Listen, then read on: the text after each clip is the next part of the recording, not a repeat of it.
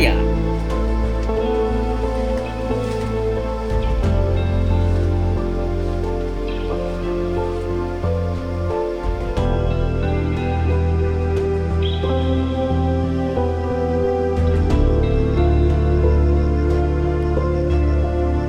Di samping rutinitasnya itu, ia juga sehari-hari keluar masuk hutan menyadap nira dari pohon aren.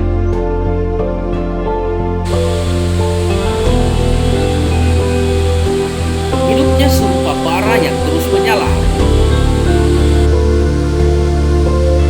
Di usianya yang tentu tak lagi muda, Daeng Raga masih tampak kuat menjalani pekerjaannya ini.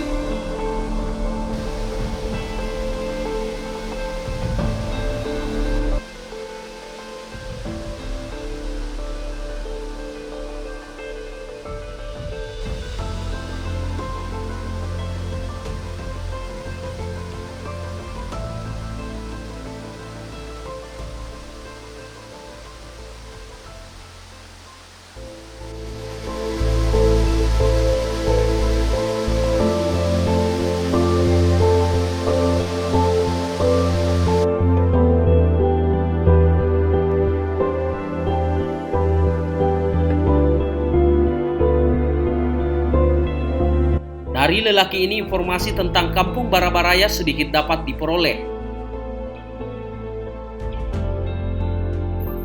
Katanya kawasan hutan dan pegunungan di kampungnya ini dahulunya adalah pusat pergerakan tentara DITII. Mereka merupakan generasi anak-anak pengikut Kahar Muzakkar yang memilih menetap di tengah hutan ini.